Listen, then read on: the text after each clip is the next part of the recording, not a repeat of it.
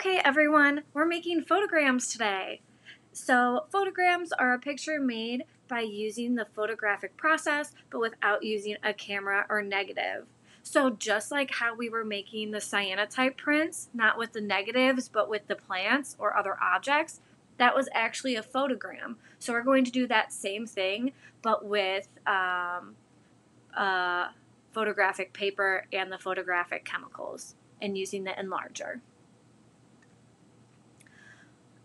Okay, so we are going to want to have the red lights on for this, but I am going to show that without that here.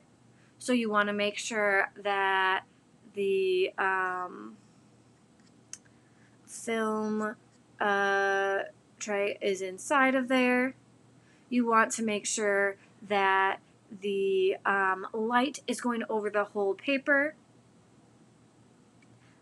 So there is a knob on the right hand side to move the enlarger up and down, or there's one on the left hand side to focus it a little bit. And so you can move those to make sure that you hold things in place, or that the light goes over the whole thing. Then you're going to want to put your objects over your paper, maybe keys, film, whatever kind of objects you want to use. And then we're going to put a piece of glass or plastic on top of it to hold those pieces in place so that they don't move around while we're exposing it to light.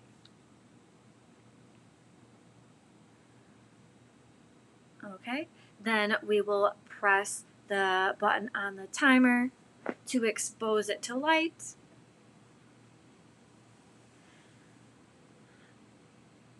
And so when we have the red lights on, this is when you'll take out your paper here and you'll expose it. I was just showing it with the lights. I was using regular paper, not our photographic paper, to demonstrate this, just to make sure that you could see it. So the photographic paper only comes out in the red light. You'll put that in place. You'll put the objects on there, and then you'll expose it to light. So you want to make sure that you test that out before, test out where the light is before you even take out that photographic paper.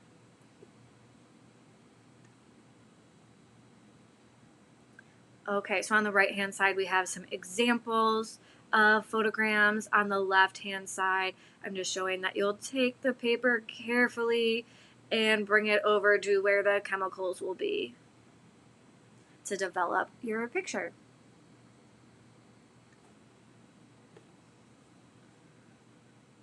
Alright, so the first thing before you even get started on that, we're going to want to make a test strip. So I'm showing this with different negatives. So you put the little piece of paper down, a little test strip of the photographic paper, your film, and then you start exposing in increments so that you know how long to expose your film to the light.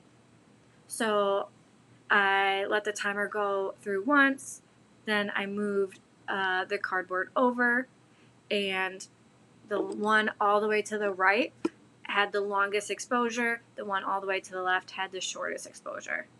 Then I'm going to take that over to the chemicals and follow the chemical directions that are posted there.